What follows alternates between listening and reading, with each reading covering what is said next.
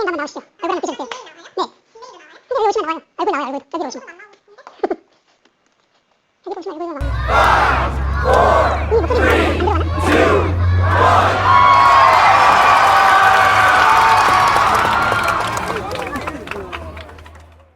오늘은 고려의 사상과 학문에 대해서 배워보도록 하겠습니다. 고려시대에는 여러 사상들 중에서 이 불교가 가장 발달을 하게 되는데, 고려 초기에는 주로 국가의 지원을 받아서 불교의 발달이 이루어지게 돼요. 그래서 고려를 세운 태조 왕건 때부터 숭불정책이라고 해서 불교를 숭상하는, 불교를 발전시키려는 정책을 취하게 됩니다. 그 대표적인 예시가 연등의 팔관의 개최가 되겠어요. 요거는 우리가 앞서 이제 훈요식주 배울 때도 등장을 했던 건데, 불교 행사들을 우리가 연등의 팔관회라고 했었죠. 이러한 불교 행사들을 개최를 하면서 불교를 발전시키려는 모습을 보이게 됩니다.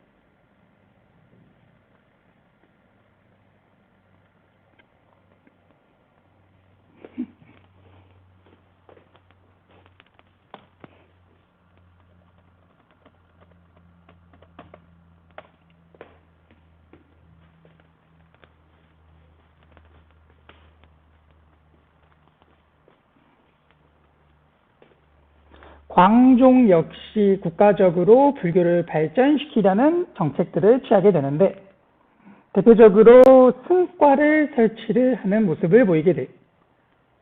광종 때 우리가 과거제를 실시한다라고 했었는데, 그 과거제의 과목 중에 하나가 이제 승과라고 해서 승려들을 국가의 관리로 뽑는 시험이 있었어요. 승려들을 이제 국가의 관리로 등용시킬 만큼 승려, 불교를 중요시 여겼다라고 우리가 살펴볼 수 있는 거고, 그 옆에 나오는 국사왕사제도라고 하는 것은 이제 국가의 스승, 왕의 스승이다라고 하는 뜻이에요. 저 사자가 이제 한자로 하면은 스승이라고 하는 뜻을 가지고 있는데, 국가의 스승, 왕의 스승, 이렇게 해서 그 당시 이제 승과를 통해서 국가의 관리가 된 승려들이 오를 수 있는 최고의 관직이 바로 요 국사왕사라고 하는 겁니다. 즉 승려들을 국가의 스승, 왕의 스승으로 삼을 정도로 그 당시 승려와 불교를 중요시 여겼다라는 걸 우리가 알 수 있게 된다는 거예요. 그래서 고려 초기에는 이렇게 국가의 지원을 받아서 불교가 발전을 하게 되는 이러한 모습을 보이게 됩니다. 그런데 이 당시 불교는 우리가 이제 이전에 신라 말기에서도 배워봤었지만, 불교는 그 당시 이제 선종이라고 하는 새로운 사상이 등장을 하면서 파가 나뉜다라고 했었죠. 교종과 선종으로. 이 당시에도 불교가 교종과 선종으로 나뉘어져서 대립을 하고 있었기 때문에 아무래도 서로 내부적으로 싸우고 있기 때문에 하나로 힘을 합쳐서 발전을 하기도 힘든 상황에서 내부적으로 싸움을 하고 있었기 때문에 발전이 조금 더디었고, 이러한 문제를 해결하기 위해서 통합운동이 나타나게 돼요. 즉, 교종과 선종을 하나로 만들려는 통합운동을 벌이게 됩니다. 이 통합운동에 있어서 중점적인 인물이 바로 의천이라고 하는 인물이 돼요.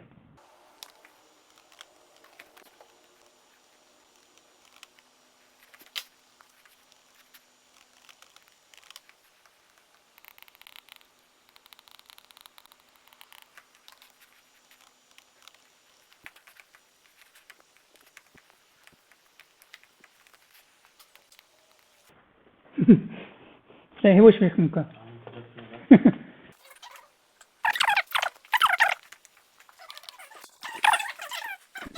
근데 이거는 제가 앉으면은 잘 맞을 것 같아요. 앉으면은 잘 맞지 않을까? 제가 서서 하긴 했는데. 한번 쭉 해보시겠어요? 그냥? 좋을 것 같거든요.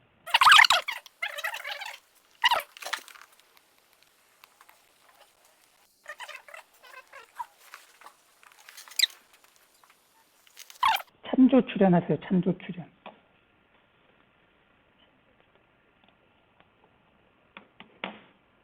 고려 전기에는 의천이라고 하는 인물이 중심이 되어서 통합운동을 벌이게 됩니다.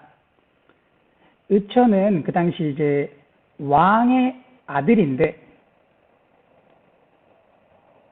정치나 자신이 왕이 되는 거에 관심을 가지기보다는 오히려 불교에 큰 관심을 가지게 되면서 불교에 빠져들게 됩니다. 그래서 뭐 중국에 가서 유학을 하고 오기도 하면서 불교를 열심히 공부하고 연구하고 그러면서 이제 승려가 되게 되는데 이 의천이 내세웠던 게 바로 교종과 선종의 통합을 주장을 하게 됩니다. 그런데 여기서 우리가 잘 기억을 해둬야 될 게 교종과 선종의 통합이기는 하지만 교종을 중심으로 통합을 하자라고 주장을 하게 됩니다. 그 당시 이제 의천은 아무래도 왕의 아들, 즉 지배층이었기 때문에 지배층들이 주로 따르고 믿어왔던 교종에 조금 더 관심을 두게 되고 그래서 교종과 선종을 통합을 하긴 하지만 어디에 조금 더 비중을 두냐라고 하면은 교종을 중심으로 선종을 통합하자라고 주장을 하게 됩니다. 이러한 교종 중심의 선종 통합을 주장을 하게 되고 이걸 바탕으로 해서 새롭게 천태종이라고 하는 불교의 종파를 새롭게 만들어내게 됩니다. 그래서 이제 의천이 살아있을 때 의천 시기에는 이렇게 교종과 선종의 통합이 이루어지는 모습을 보이게 되는데 의천이 죽고 나서 의천 사후에는 이러한 교종과 선종의 통합이 사실상 무의미하게 돼요. 흐지부지하게 끝나버리게 됩니다. 즉 의천이 죽고 나서 교종과 선종이 다시 나누어지게 되는 거예요. 이들이 이제 다시 나누어져 가지고 조금 대립되는 모습을 보이게 되고 이러한 상황을 극복을 하고자 고려 후기 조금 더 자세하게 보면은 이제 무신집권기에 진울이라고 하는 인물이 등장을 하게 돼요. 이 진울이라고 하는 인물 역시 선종과 교종을 통합을 하려고 하는데 이때는 의천과는 달리 선종을 중심으로 교종을 통합하자라고 주장을 하게 되는 거예요. 아까 의천은 왕의 아들, 즉 지배층이었기 때문에 지배층들이 주로 따랐던 교종을 중심으로 선종을 통합하자라고 주장을 했었는데 이 진울은 의천처럼 지배층이 아니라 하층민 출신이었기 때문에 그 당시 백성들, 하층민들이 주로 믿었던 선종에 조금 더 중심을 두게 되고 그래서 선종을 중심으로 교종을 통합하려는 모습을 보이게 되는 거예요. 여기서 이렇게 의천과 진울 둘 다 교종과 선종의 통합을 주장을 하지만 차이점을 우리가 찾아볼 수 있게 되는 거죠. 의천은 어떤 걸 중심으로 했죠? 교종을 중심으로, 진울은 선종을 중심으로 통합을 하자라고 주장을 하는 거예요. 그래서 의천과 진울 둘 다 교종과 선종의 통합을 주장을 하지만 어디에 중점을 두느냐가 차이점을 가지고 있다는 것. 이거를 헷갈리지 않게 잘 정리하고 기억을 해두는 게 중요하겠죠.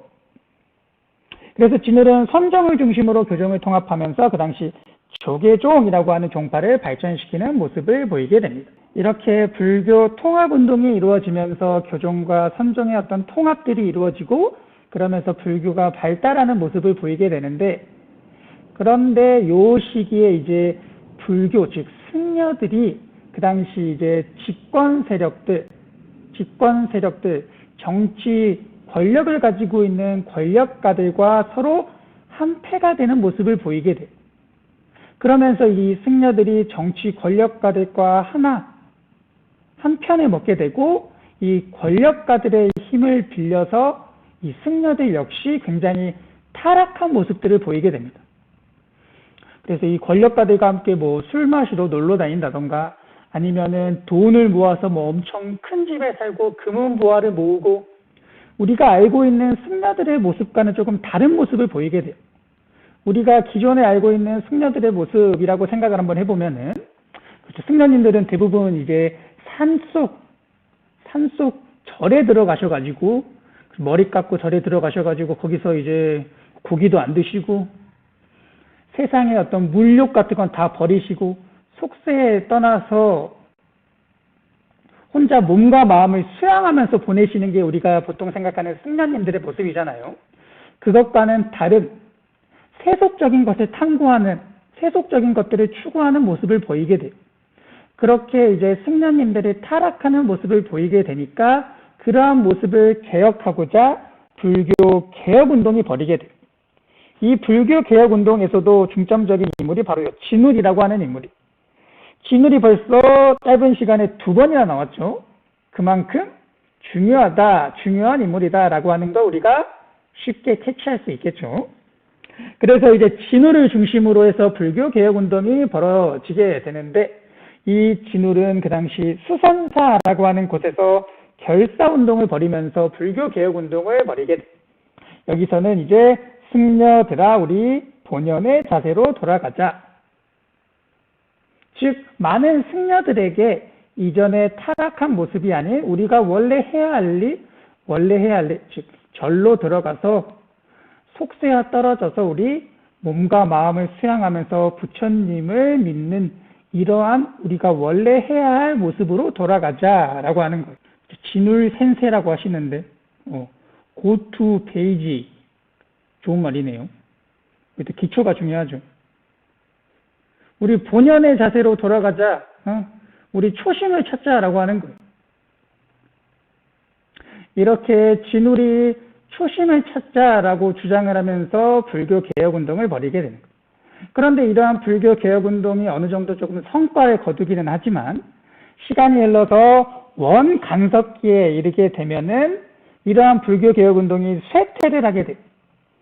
불교 개혁운동이 쇠퇴를 하다 보니까 승려들은 또다시 이 원간섭기의 권력가들이었던 권문세족과 한편 결탁을 하게 되고, 이들과 함께 또 몰려가지고 여기저기 놀러 다니고 이러다 보니까 타락한 모습을 보이게 되는 거예요. 그래서 이렇게 원간섭기의 승려, 불교가 굉장히 타락한 모습, 안 좋은 모습들만 보이게 되다 보니까 이 당시에 새롭게 등장을 했던 바로 요 신진사대부, 원간섭기에 우리가 신진사대부들, 공민왕의 개혁 정치를 중심으로 해서 새롭게 등장을 한다라고 배웠었잖아요. 이 신진사대부들을 바라보는 눈, 이들이 불교를 바라봤을 때는 불교가 굉장히 안 좋은 종교, 안 좋은 사상, 이렇게 바라보게 되겠죠. 그러다 보니까 이들은 불교를 완전히 비판하고 배척하는 모습을 띠게 되는 거예요. 불교가 사회의 악이다, 사회에 안 좋은 영향만 끼치는 것이다 라고 바라보게 되면서 불교를 배척을 하게 되는 모습을 보이게 돼요. 그러다 보니까 이러한 신진사대부들이 이제 자신들이 공부했던 성리학을 바탕으로 하고 불교는 배척을 하면서 이들이 이제 조선을 건국하게 되고, 그러면서 이제 조선에서는 불교가 완전히 쇠퇴를 하게 되고 성리학이 조선을 관통하는, 관철하는 사상으로서 자리를 잡게 되는 겁니다.